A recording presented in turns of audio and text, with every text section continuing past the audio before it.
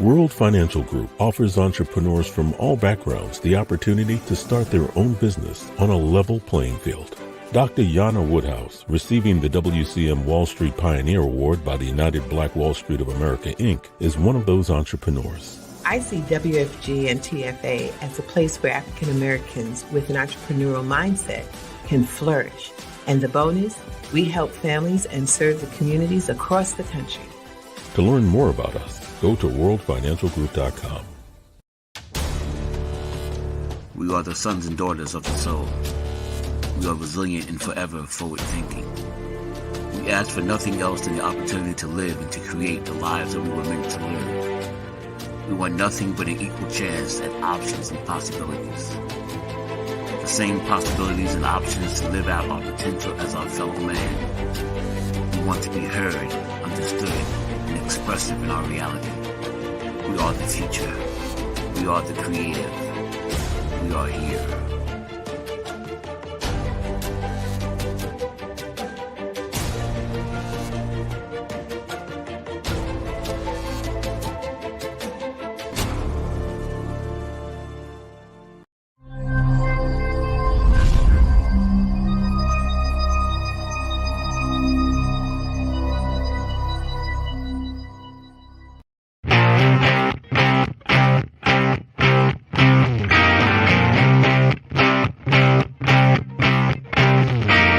She was told that she couldn't play with the boys.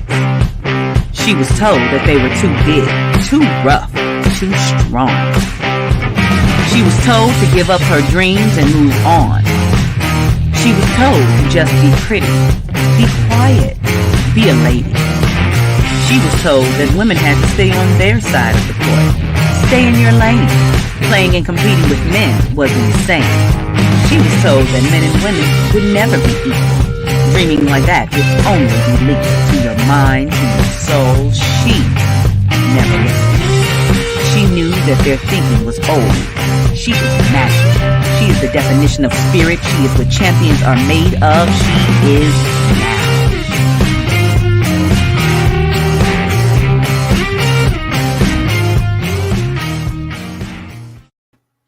Greetings and welcome to Access Wealth Nation with Dr. Jana B. Woodhouse, getting that checkup from the neck up financially and sharing information that we can take on to help our community. The Black and Brown community is our focus, but everyone can afford to have some financial literacy. We say there's about 66% of Americans in this country do not understand something as simple as compound interest. So we're here to enlighten, make a difference. You know, my words are, if you know better, you'll do better. And so we've got some special stuff for you today to talk about. But of course, I'm going to lead off with the book, How Money Works, Stop Being a Sucker. And you know why we say a sucker. I had someone today talk to me and said, wow, that's some deep, I'm a sucker. And I said, but you can be a smarty, you know, because if you just take the book, read the book, and it's How Money Works, Stop Being a Sucker. All you got to do is send me an email at anajenterprisesinc@gmail.com and say, I want the book, and make sure I have an address, because this doesn't serve any good, because this is not an ebook. This is a full-fledged book that will take you about an hour to read. It took me an hour and 10 minutes. I read a little slower, but it's a wonderful book to learn the basics of how money works and then take yourself onto the level of having yourself have a plan. You know, if you have a plan, then you're definitely not trying to fail. But if you don't have a plan, you probably are working towards failure. We don't want to do that. Hey, Sandy, welcome. And I'm going to see you soon, I hear. Okay. And if you'd like a free financial analysis, to know where you are and where you'd like to be, and with no obligation at all, just to have a plan, you call 646-375-2121 and let us know that you would like to get a free financial analysis. Again, no obligation. Knowledge is power, but action is queen. And why I say that, we have Women's History Month, so we can really queen it up, but I'm not doing queens today. I got some powerful men to assist me today. Uh, we know that there is a racial wealth gap. Last year we talked about it. Um, I've seen it all over the place. The question is, we know why, we know what it is, but the key is to be in a position where we can solve it and have some solutions. You know, if you're not acting upon it, once we give you all of this information today, something's wrong with you. You want to stay in the doldrums. We can't continue to blame other people for our community and the problems that go on in our community. I have people who listen to the show. It's very interesting. Most people watch the show after it's gone off the air. A lot of people do. And that's every Thursday at 6 p.m. We're here giving you information to help you embody yourself and to allow you to change your life. You know, if you change your financial literacy, you can change your life. Anything is possible. So that being said, I'm not going to take a lot of time talking and chit-chatting with you. I'm going to bring on my guest because we got a lot to share. So my first guest, and I'm going to let them introduce themselves because I always introduce them and I don't give them all the stuff that they need to. These are some powerful, powerful, powerful men in our quest to bring financial education to our community. You know, they've got all the accolades and all the licenses, but their mission, you know, it's one thing when you have a mission and you're in it by yourself, or a crusade and you're in it by yourself. But I'm not in this by myself. I've got these two powerful men by my side. So I see them, but they call them, I'm sure one's going to laugh at me. I'm going to say my wingmen. I'm picking up terms from them.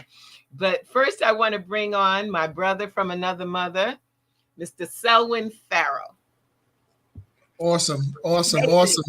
Good evening. How you doing, sis? Welcome to Access Wealth Nation. And if you'd be so kind as to tell a little bit about yourself, how many years you've been in this industry and how wonderful it is that I get to work with you. Wow. Well, you know, I'm not keeping track, sis, but I've been in the industry well over 24 years now. I was fortunate enough to serve in the Marine Corps. And thank you so much. And it was an honor. And while in the Marine Corps, we had what we call MCI courses. I had took a course called Math for Marines, and that Math for Marines led me to a journey, not down the yellow brick road, but to some folks that introduced me to some money principles, the rule of 72, time value of money. And it really changed my life. And I've been passionate for the last 24, 25 years, just sharing simple principles and behaviors that we as a people, and when I say people, I'm covering all ethnicities in America, we need to practice on daily basis, on a weekly basis, on a yearly basis, in order to see the difference in our family lives and so-called break those generational curses. But that's what I've been doing, and I'm telling you, it's fun watching the lights go on when people get it, you know. But I'm excited. I'm excited to be here. It's definitely an honor and a great privilege to share this airtime with you. Thank you. I appreciate it. And you are in Orlando, Florida. Yes. Originally, well, I'm from the island of Trinidad, migrated to New York in 1970, and went to high school, went to City College, went to the Marine Corps, and stayed out on the West Coast.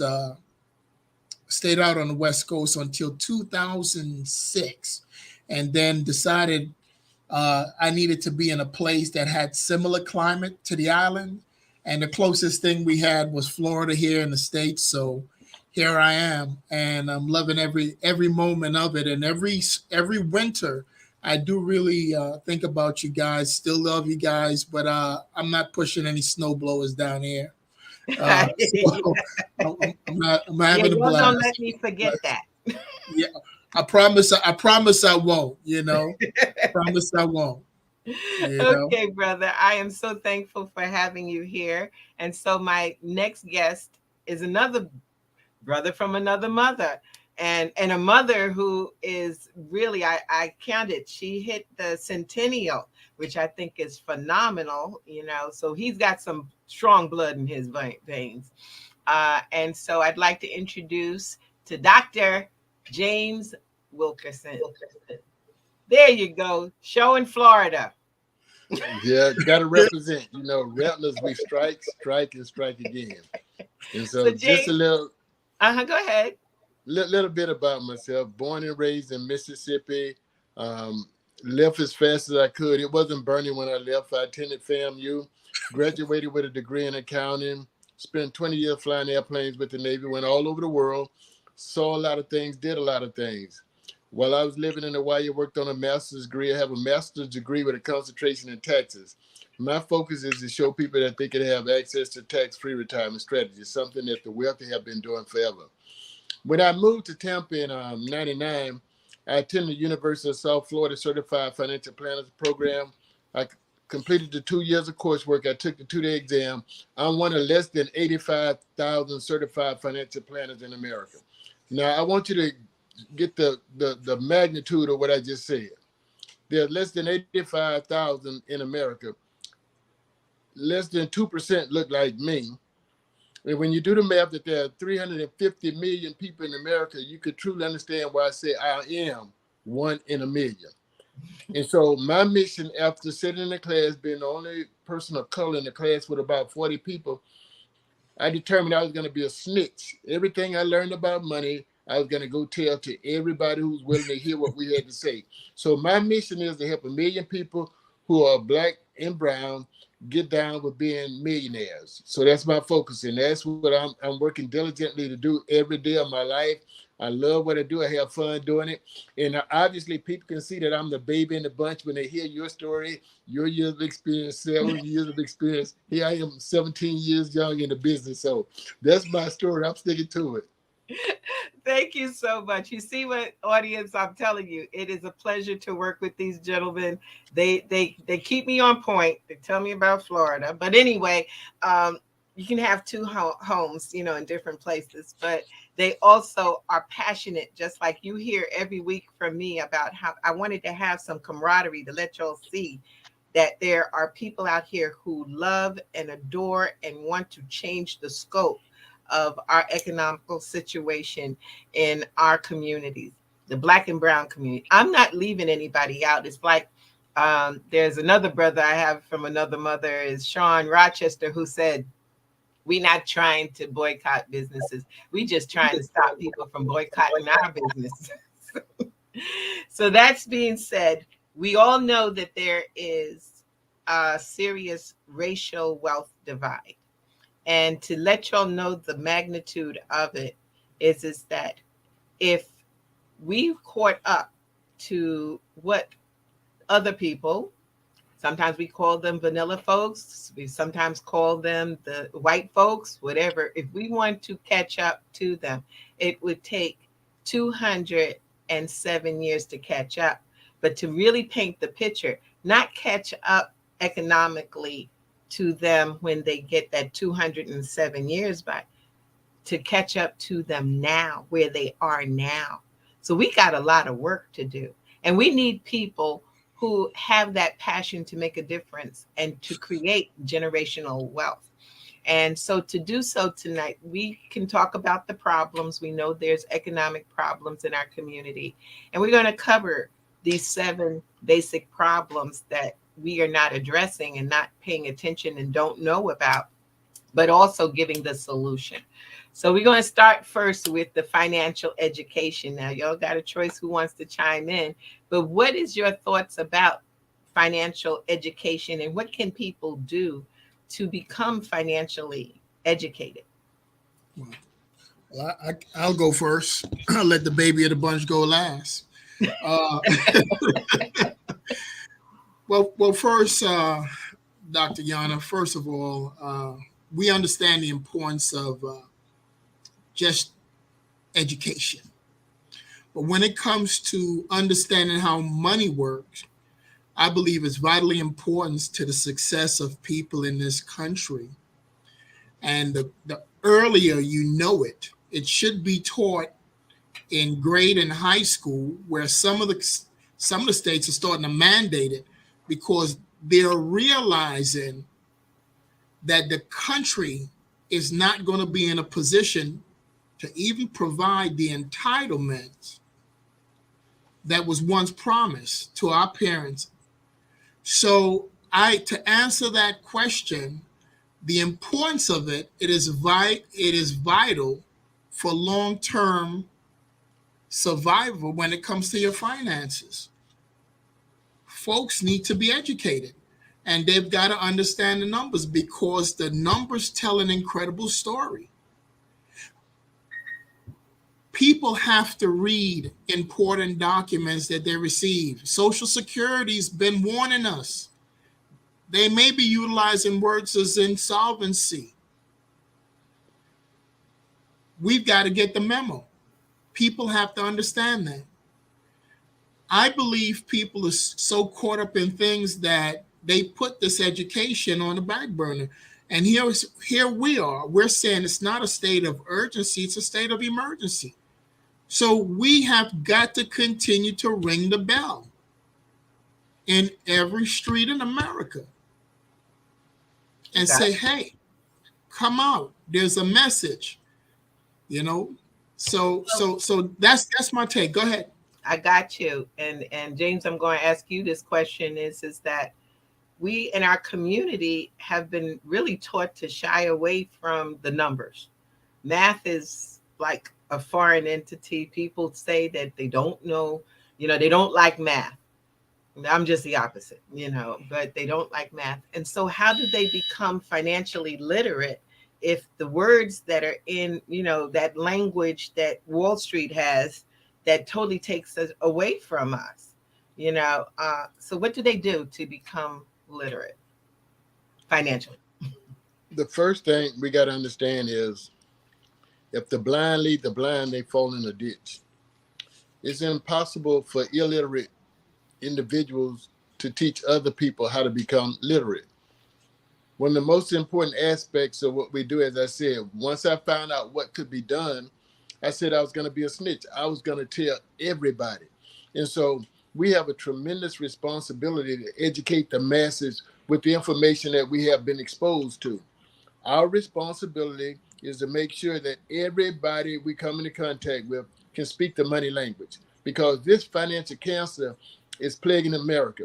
And as we indicated, it don't make a difference if you're black, white, grizzle gray, Indian red, sunshine yellow, Jamocha tan. Money is green. Everybody want more of it, don't know how to get it unless they speak the money language. So our responsibility is to go out there and educate the masses on how money works and make it work more effectively for them. The challenge that we have is, again, people buying into hearing it from people who look like them. Again, we have a responsibility. We have to convince people that we are well able to educate them on the things they need to know, because it's not for us to be waiting on the handout. It's for us to be sticking our hand out for a hand up, because the information is available, whether it's in a book. And they put stuff in books because they realize most people won't open a book. But the things that are in the book, we're telling everybody how to leverage off of those things and win. The people who get help have the opportunity to have more than anybody else. I don't have to be an expert on everything. The thing that I'm an expert in, I'm willing to share that with everybody. That's how we change the landscape going forward. Our communities are at risk for imploding because we are not exploding with entrepreneurship and opportunity to protect and grow money. And it's only going to happen when we begin to teach others how to do stuff. In the scripture it says, we're now converted, strengthen our brethren. Everything I'm learning, I'm giving away. I'm grooming other people to come follow in my footsteps, because in this industry is a great opportunity. Here's one thing I'll leave with you before I turn it back over to you. Most people are aware of who LeBron James is. Most people can relate to athlete, but LeBron James has an agent. That agent hasn't dribbled one time up and down the court, but he's made millions helping LeBron and others get contracts so fat that they are now able to do stuff nobody ever thought was possible. And his ability to help LeBron has resulted in him being able to help others. If we do it the right way, we can have the same type of explosion in the financial services industry. And I believe it's on the way. Oh, yes, I feel it desperately. A matter of fact, I'm glad you mentioned that, because one of the reasons why I got into this industry as deep as I did was because there was a financial advisor for Michael Jordan on the CNN station back in those days. And he stood up, little short guy, blonde hair, and said, I don't know how to dribble a ball. I don't know how to dunk one, but I know I get 1% of everything he makes. That's what I said. Well, all I want to do is be in that position. 1% is fine for me, but that was one of the things I was like, wait a minute. And he don't have to hurt his legs and be all messed up being a financial advisor. And he was able to get 1% of everything that Michael makes. And I think still to this day, he's in that position. We just need to make sure that we have more people that look like us in that position, So one of the other great places that we know that we have a weakness in is proper protection. Some people say it's insurance, and I don't give a hoot about insurance because I'm not leaving anybody anything. I'm spending all my money. I done heard that a lot, or why do I want to make people wealthy after I die? They're going to spend it all. So I might as well spend my own. So what does this element of proper protection in our community, what do you see as how do we get them first to see that it's necessary? Because we know that's also, we need to do something about building legacies. And I know that's one way to do it. But how do we get our people to even listen to us about that? Well, I'll take it. I'll go again. Well, first of all, I think, in my opinion and this experience, I believe most people don't really understand the functions of insurance, basic knowledge of insurance. All they do is look at this subject matter and think it's a monthly bill, whether it's, life insurance or whether it's home or car. Say, okay, it's mandated for home and cars. But when it comes to life, they really don't understand it. They don't understand it is a mechanism that's in place to provide income if a person's income is interrupted in the event of death, disability, or even having a long-term illness. Mm-hmm. But it is a mechanism that protects pockets. But also, the Bible talks about we, as parents, supposed to leave an inheritance for our children's children. Mm-hmm. And when you talk about legacy, we've got to look at it as a legacy mechanism, because it levels the playing field if it's done early enough that everyone could have a piece put in place for the next generation. And when we talk about folks that are ahead of us some 200 years, if we understand this subject that we're now speaking about, life insurance, I believe it's an equalizer, because that's a lot of money that's being put back into communities. And if not only are we bringing that money back in communities, now we're building businesses in our communities, because most people that go into business, we know they lack capital. Well, guess what? Insurance companies in America don't have a shortage of capital. So that's my take with the But importance and understanding it. and either one can jump in. But the deal is that in our community, most people who come, the insurance brokers come, and they sell us something like term insurance. It's like a band-aid on an artery. It's just there. It has no other use. So what do you do when people feel, well, grandma paid her $25 a month for so many years, and she got a whopping $1,000 after, when it was time to bury her, which won't do anything, and she doesn't get to leave anything. So, James, what do you do about that when the community is hearing this? Oh, did we lose him? Looks like we lost James. You No, want to? it's buffering. Yeah. So that's a very serious thing, because, like you said, is that we have to leave a legacy. But what happens when, here he is? He's back. Okay, bro. What do we do when the insurance is not even enough to cover a burial?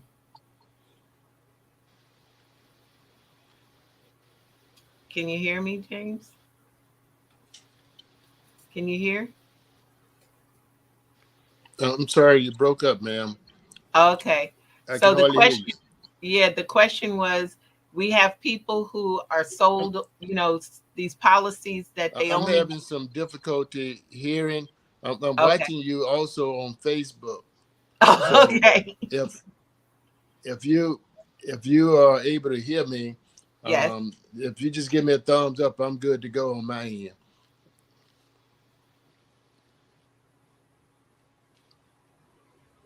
Okay, you went back out. Must be the connection in that Florida area.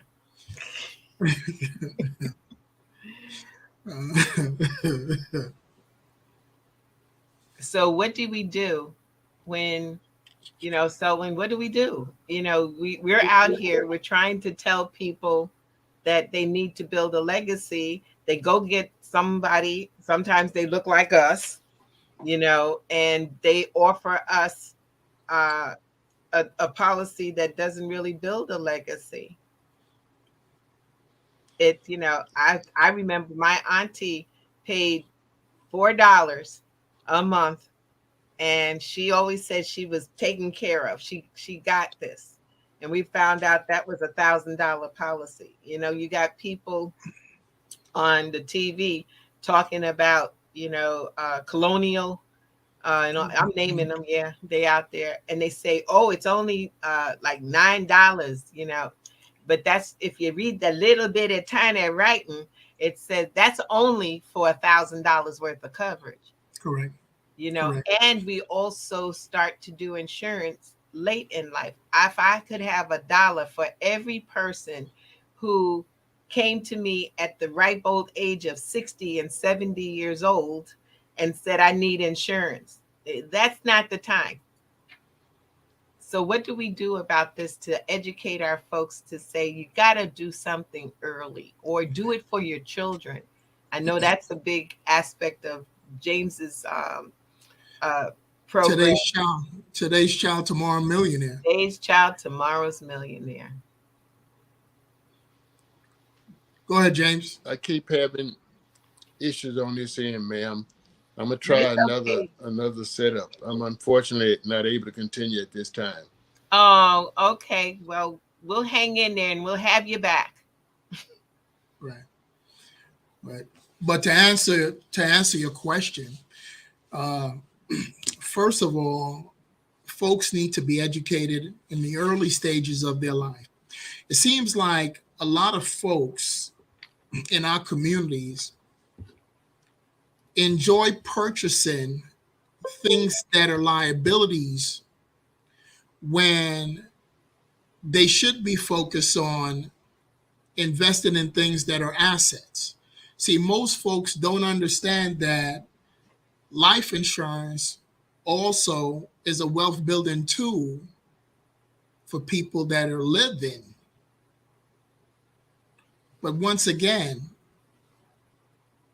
folks need to leave wallets at home, pocketbooks, and bring a notepad and understand the numbers behind that mechanism and don't avoid it, embrace it.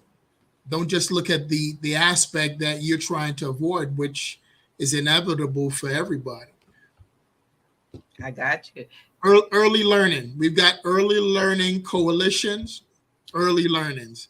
That means from cradle, 15 days old, folks need to do something for their babies and allow that to go through all stages of their life. I grew up in Brooklyn. In Brooklyn, I can tell you, and I come back to New York twice a year. I know there's something called the Jewish phenomena, and what they do is from the time the child is born, they're planting wealth seeds into that child's life. Listen, they say success leaves trails. We don't have to create. We've got to learn how to imitate.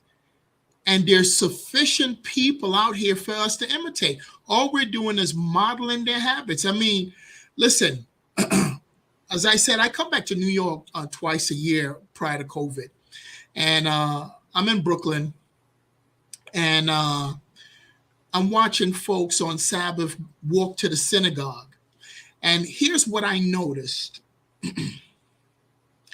I noticed that the reason why Jewish people have been successful when it comes to their money is that they don't buy into the things all the other races buy into. You ever notice that nobody has on designer suits? Everybody have the same color suits, it's either gray or black.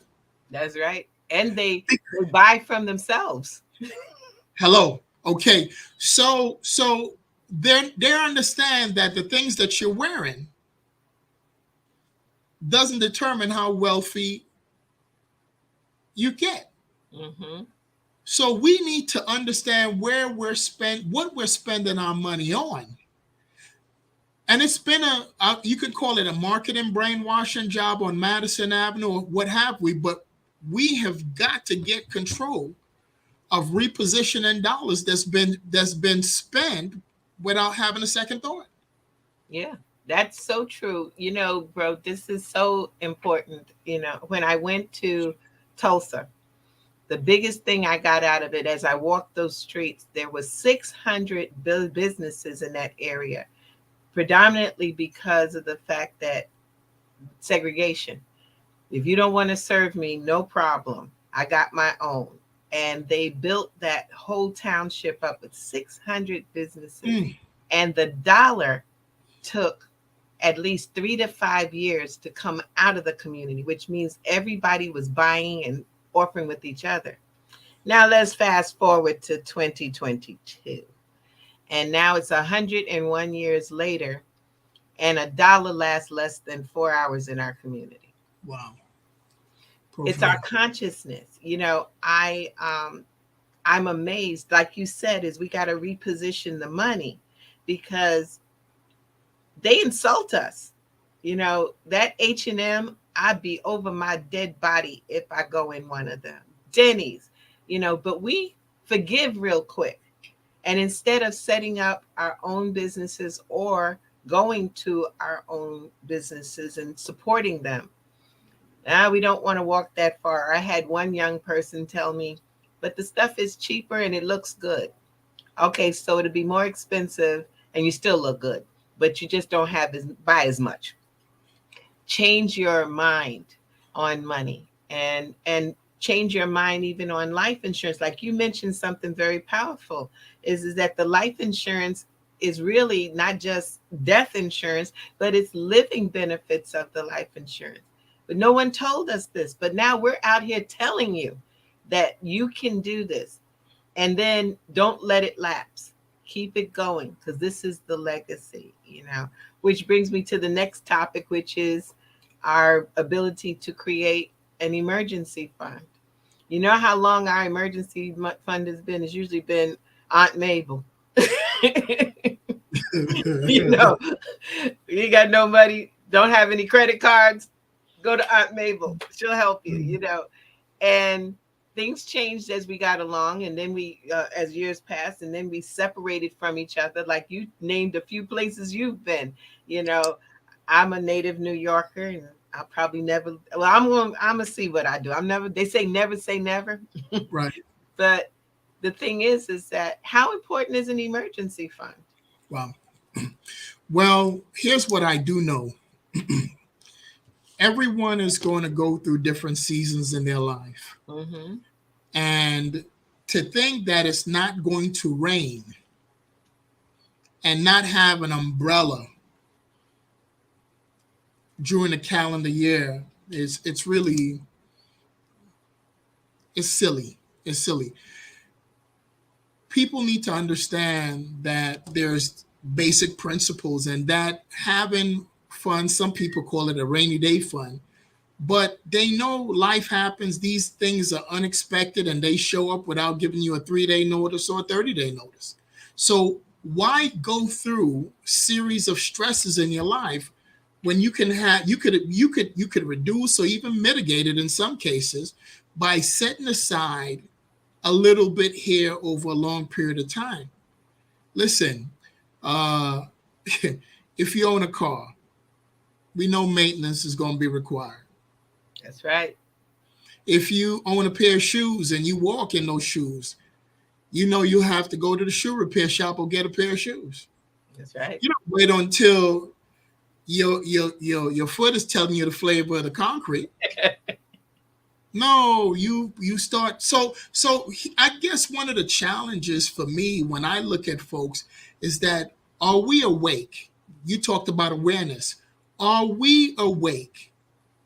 You see, everybody is so busy, but they're busy about going where? Nowhere.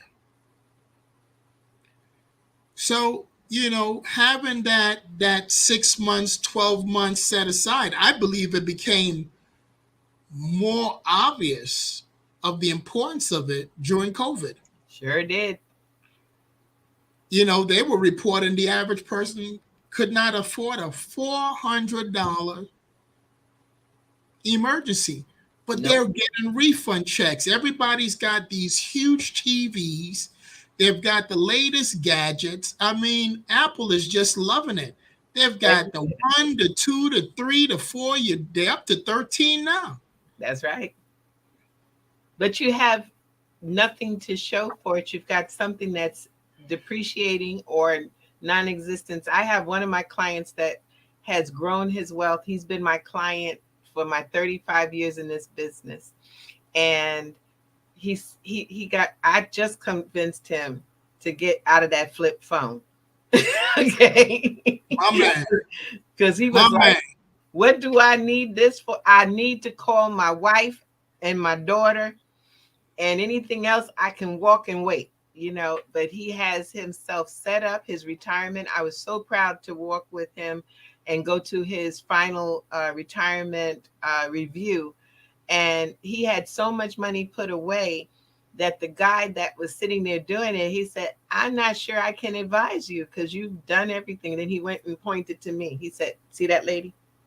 Because the guy was upset. And yes, you people who are getting ready to retire, it's nice to take your spouse, but it's similar, I think, to what James said was the blind leading the blind.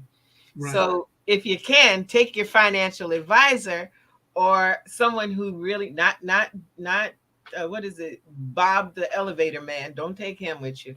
Okay. But take someone who deals in finance to sit, because the guy who he went to where we sat down with, he had an attitude. He was like, why you didn't bring your wife? He said, my wife knows what to be done. And she and I both trust this lady. And she hasn't done wrong by me since I've been in this world working.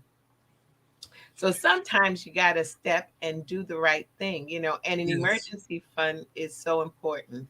Critical. I know you've done it with people like I have, where we've told them save $1 for every week in the year, and at the end of the year you got $1,372. And some people look and go, that's not money, that's not enough. No, but it's better than what you did do. We go into our households and you'll see, I bet every household has it, that water jug with those pennies in it. And some get real extravagant and they get the quarters. But when do Right. you turn it in? And what do you do with it once you turn it in? Exactly. And Exactly. that's what's so important, definitely. So we're going to move to the next one, which is not my most favorite. Oh, we got a question. How can we form group financial education clubs? Oh, in our community. Hmm. That that's a possibility. What's your thought, Selwyn? Well, we have folks that have access to that How Money Workbook. We have developed a series of classes called Essentials. And we're able to teach people how to basically administer in that class in their communities. You see, I think, and I'm going to go back to that. I want folks to understand that money is just not a subject matter for a semester. It is a subject matter for the rest of our lives. Mm-hmm. Why? Because what happens when you stop doing things, you lose it. You've got to be conscious all the time. I tell folks, we're just talking about the education piece. We're talking about the emergency fund. I tell folks every single month, you got to have a budget for the month. At the end of the year, listen, every time you hear a company that goes out of business is because there's been mismanagement of money. It's true. All of us are Mr. and Mrs. Smith Incorporated. You've got to run your money at the house like a business. That's true. And you got to give yourself a grade, either A, B, C, D, or an F. I want this thing so simple that everybody can get it. And I want it exciting. I want folks to get excited about saving and investing and accumulating wealth in America because they deserve it. That's powerful. And you know what? It's true. I had my guest on last week, and he is a relationship counselor and love and money. And the thing that he said is he tells his clients that marriage is a business. Mm. Marriage is a business. You got to run it like a business. There's going to be someone who's going to be the CEO and the vice president. And sometimes you got to check in with the CEO or the chief financial officer, and you're right. Dealing with money in our households, in our lives is a business. It's, you've got to know, okay, what is it? Matt says, I'd like to set up monthly Zoom workshops. Well, we have those. We're going to start them back again. But I know, and again, you can get in touch with either of us. And James Wilkerson is in Tampa. And due to Zoom, it really doesn't matter where we are. Yeah, that's correct. And to learn, yes, we have workshops that we do. And you can get on our mailing list. And if you're missing one, if you put the contact up there for Selwyn, you see. And then there's also one for James and myself. And we do them different times. We purposely don't overlap. So you can tap in. If you are a Monday person, then there's one on Monday we can give you. If it's a Tuesday, Wednesday, whatever.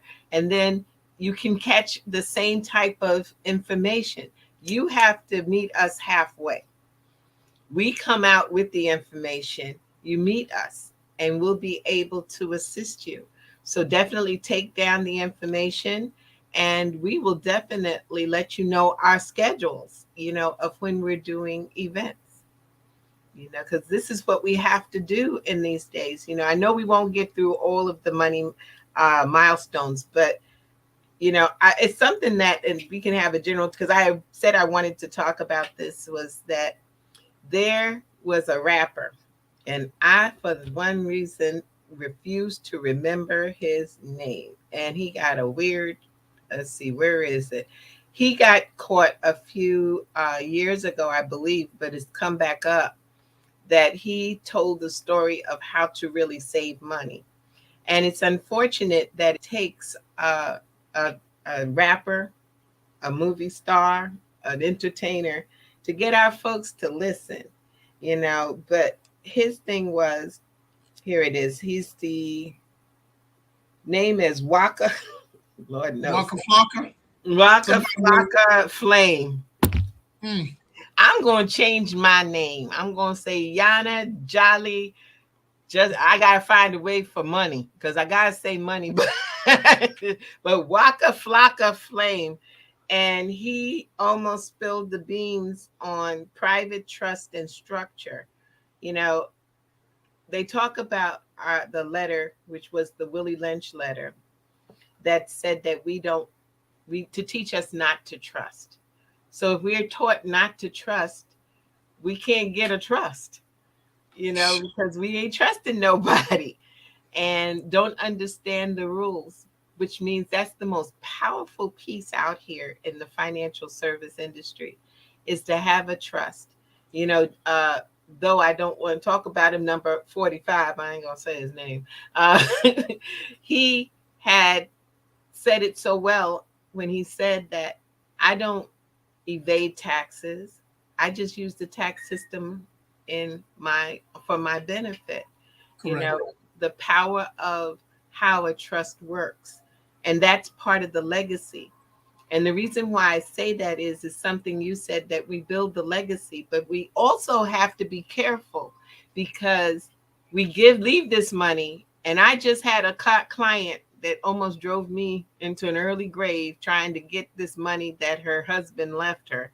And she wasn't looking like us. Okay, so they do the same thing we do. And you know, she wanted this money.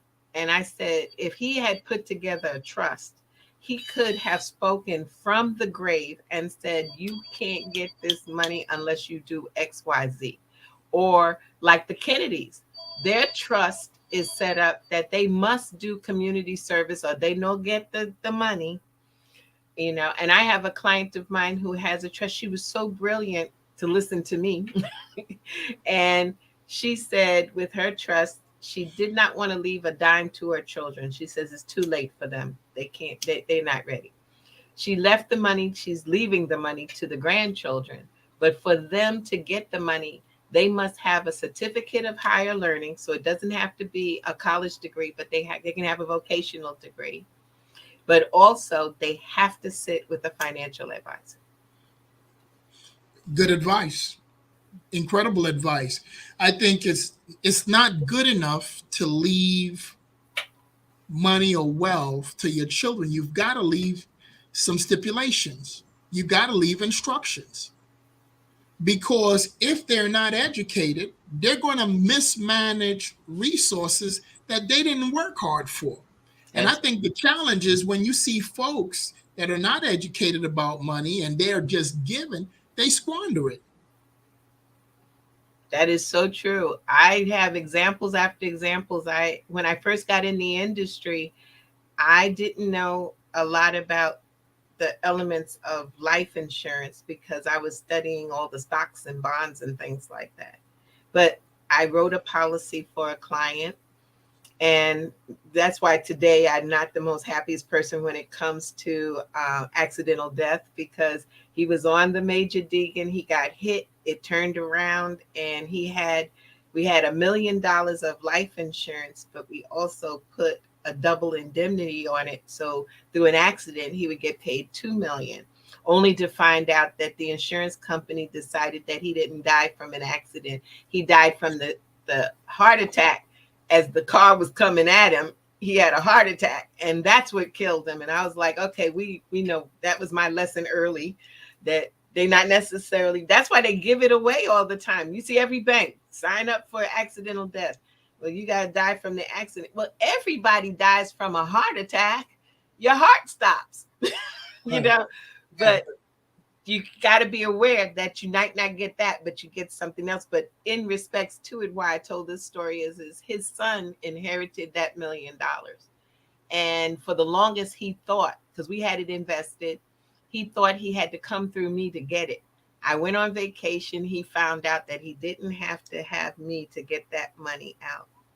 And within about 4 years, he went through the whole amount of money. Wow. And not only that, but I got about maybe 5 years ago, I met his guardian, which was his aunt. And I was like, wow, whatever happened to him? He's on the cot in her basement. He ain't got nothing for it. So you've got to set up something that will guide these folks, and make them get some financial education. We just had, and I know that's what I was going to have James talk about, but I'm going to have you back on. The Today's Child, Tomorrow's Millionaire, that could have been funded by that money, that child tax credit money. That's correct. If they had just used it, do you know what kind of money you would be giving to your children by the time they retire? They would, Wow. It's, sis, I think the challenge is that people believe that in order to accumulate wealth, you've got to have a lot of money. Okay, well, you can have seeds and you're able to plant and it grows into 40, 50, 60-foot oak trees and beyond, or any kind of tree. If folks understand the power in a seed, and when I'm talking about a seed in this conversation, I'm talking about little bits of money that we put away and don't interfere with that over a period of time, especially if it's planted in the right places. Key word, planted in the right places. How it can grow exponentially. Listen, I teach that we operate with 4 mathematical functions. If people don't know why we had math in school, let me tell you right now. We had subtraction. Mm-hmm. Okay. And that's because taxes are subtracted from your income. We had division because in order to get to multiplication, you got to share. Okay. Mm. And then we have multiplication, and then we got addition. Listen, the 2 most powerful mathematical function is addition and multiplication. But subtraction and division works against you. All you've got to do is look at financial statements, your bank statements, your taxes, and it's operating on those 4 mathematical functions. You're right. Growing up in New York, they spoke about it's all about the mathematics. It's all in the math.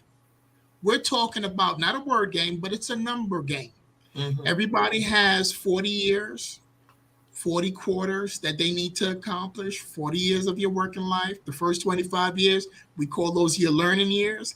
The first 25 years is your learning. The next 40 is your earning. Mm-hmm. People have to understand and listen, these golden years can be tarnished years if we don't understand these principles we're talking about. You're All right. of those things are so vitally important. I think that's an awesome way, because people don't understand the power of mathematics. And when we say, I think sometimes even when we talk about the rule of 72 and we say, okay, take your interest and divide it into 72 and it'll tell you how frequently your money will double. Yes. Smart move. But most people give that deer in the headlight look like, so that's why I go to the left. I say, okay, you got 1%. Okay, now you divide that into 72. You put $1 in. In 72 years, it's going to be 2. Are you happy? No. Okay, so we got to change the interest rate and make it more, But that's one question before we close out. I wanted to say to you, we have a market that is going up, it's doing a dance, up, down, over, out, up, down. And our people in our community are frightened to get inside the market, even though they don't realize they're already in it, in everything they do. So how do we get them to understand that everything that we do has something to do with the market? Well, I don't know if you can see behind me. That is a chart of the stock market from 1925 to 2015. I keep it there because whether I'm on Zoom or folks are in the office, I let them know that, first of all, the market is the heartbeat of the US and the world economies. Mm. Do you want it to flatline for real? Oh, I love that. Or do you want it to move up and down? You see, the thing about it is that when folks are looking at the stock market, are they looking at something that is going to, are we looking at time frames of 5, 10, 15, and multiple years beyond that? Because that's what we're talking about. We can't plant it today and harvest it tomorrow. Why are, so the mindset and the emotions that's involved with that folks have today, they've got to be able to understand this is a long-term proposition, 5 years, 10 years, and beyond. And you've got to stay the course. On that board behind me, which represent the stock market from 1925 to 2015, I have all these different dots of everything from World War II, the Korean War, 9/11, Vietnam, on and on. And I can tell you what happened to the stock market when each event or each president was elected. I keep it there, not just for them, but myself, to reinforce what I learned that's in my belly, that I'm telling them, listen, this is how economies behave. We behave the same way as well. We have something, the bad stuff we eat, we get indigestion. We don't drink enough water. We feel dehydrated. Yes. It's the same thing happening here. I'm looking at the analysts every day on Bloomberg, and that's wonderful, and all their different reasoning. But listen, one thing that I could tell you, the United States economy and the world economy is based on consumption, and that is not going to stop. Well, gas prices are high. They're still filling up. I went this morning. They're still filling up. They're still filling up. Sure. Food are expensive. They're still buying food. That's right. Big inflation is 7%. Cut your cable. No way. No way.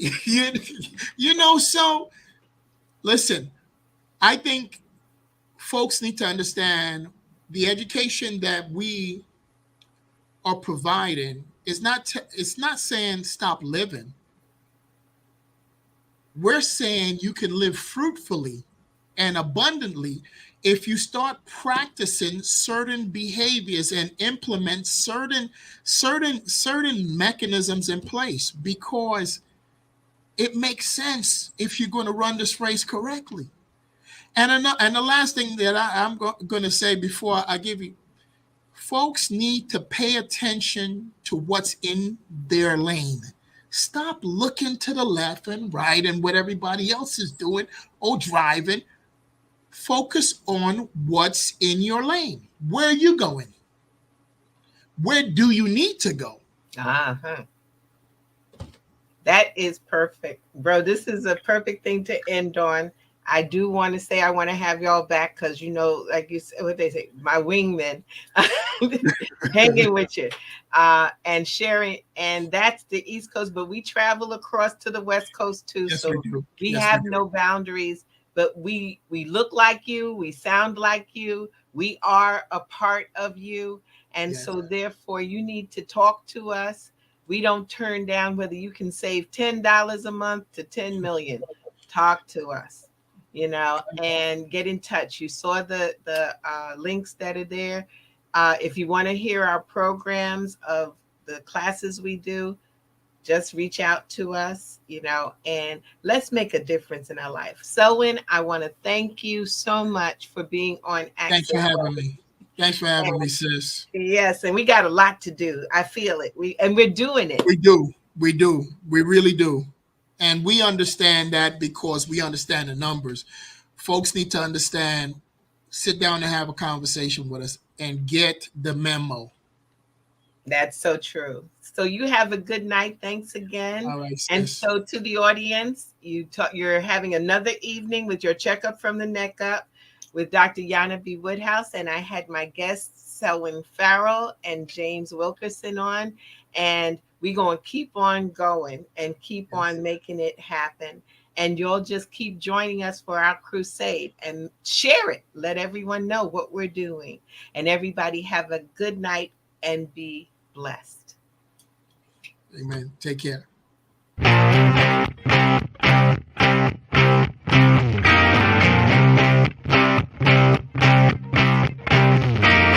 She was told that she couldn't play with the boys.